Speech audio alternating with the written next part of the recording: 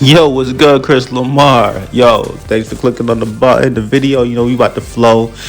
Hit the subscribe button. So, the cheat code for Cali, Colombia is knowing a little bit of Spanish. Like, y'all gonna have to put a little bit of work in. I'm gonna have to put a little bit of work in for this one. Um, Definitely, if you like Afro Colombians, even though I put more of a paisa girl in the thumbnail, but like Cali was, I feel like, known back in the day for like having the most beautiful women in Colombia. But ever since, like, with the YouTube, like, people were talking about Medellin, which in my opinion is the more livable city just because of the weather in the valley or whatnot. But from a women's standpoint, I give 4 thumbs out of 4 to Cali, Colombia. So like Cali, Colombia has a lot of beautiful Afro Colombian women. They are definitely friendly. Another YouTuber who lived there for a few months had said that, since it's a little bit more dangerous in certain areas, women necessarily are not as open to code approaching. That was just one person's opinion. So he had recommend more internet dating. So, on Tinder, you definitely will get matches, Colombian Cupid. But I would suggest, learning as much Spanish as possible.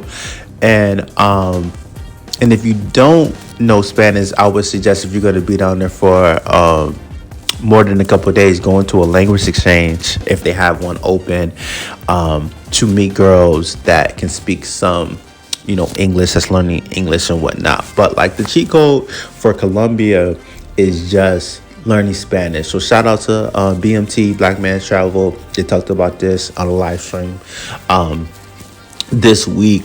So I just wanted to definitely reiterate that. I think from a culture standpoint, you can't say you really understand a country's culture or if you don't really speak the language. So just like, being able to speak and not necessarily have your phone out with Google Translate is just definitely going to be more easier. And just, even from a safety standpoint, being able to, read the situations and temperatures, obviously with the Google Translate, things get lost in translation and whatnot.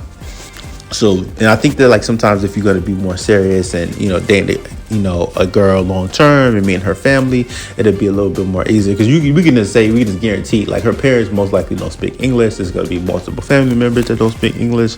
So and like Sunday's a family day in Colombia. So if you're going to kind of get in there and be around her family for different events, it's going to, it'll be mad weird, like, if you fucking can't speak Spanish. So I would say that is the cheat code for the dudes that's serious about, visiting Cali, Colombia, for those nomads, those expats and stuff like that. So like I would say for me, I would probably want to live in Medellin, but like, date a chick in Cali or Cartagena.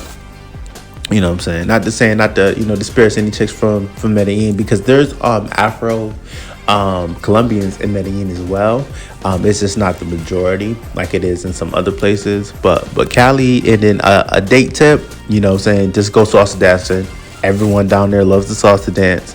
So if you're a dude that don't like dancing, you're gonna have to fucking learn, embarrass yourself. Obviously practice makes better. So like you can see one of the YouTube videos, I'm already practicing my two-step. Chicks like that. They'll teach you, it's not a big deal. So I would say that that's something easier. That's something fun, get a little touchy-feely. It's still sexual and stuff like that. So like, dancing is the cheat code. And obviously you don't got to spend money on dinner or drinks for that. So I would say, learn as much Spanish. So my suggestions for learning Spanish, for the dudes who got the passport Tinder or Colombian Cupid, get girls' numbers through WhatsApp. And the thing about the Colombian chicks, which is, I'll take this to the grave, like getting their number is super easy. If they're halfway decent interested in you, they'll give you the number. So usually, like on Tinder, when I match with somebody, I say hola, and then I'll just pretty much go straight into like, let me get your number. I will share LTNAs on WhatsApp, and then go from Google translating. But I would, if you're gonna conversate, I would do the Google Translate and then try to speak it into the WhatsApp. You know what I'm saying? And then also, I would, if you're watching Netflix, rewatching shows that you already watch, I would play it in Spanish and have the English subtitles so you can hear it. I would listen to songs in Spanish with like the English subtitles and then speak it with them. And then if you got somebody that's cool with video chat with them, you know what I'm saying? If you, especially if it's somebody who speaks English and Spanish, I mean, it's kind of difficult for somebody who only speaks Spanish to teach you Spanish. You know what I'm saying? So you're gonna need somebody who is Duolingo to kind of help with it. But obviously, I think that the best learning is through immersion.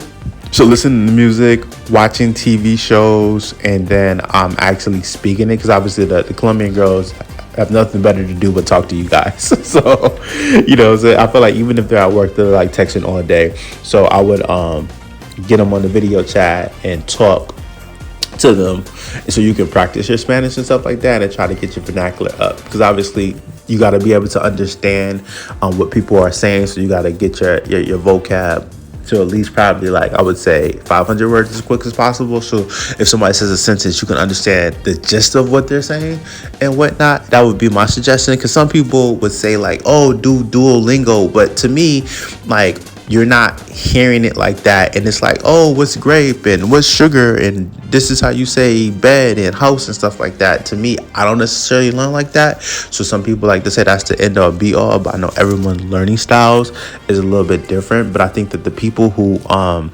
pick up languages the quickest has more, they're studying on their own, but they're also practicing with other people, because you got to get good at being able to comprehend what other people are saying to kind of have a conversation. So those are my tips. But the cheat code, regardless, is this a video on Cali, but this obviously makes sense anywhere. If you're going to Mexico, if you're going to Panama, Costa Rica, you're going to Ecuador, Cuba, DR.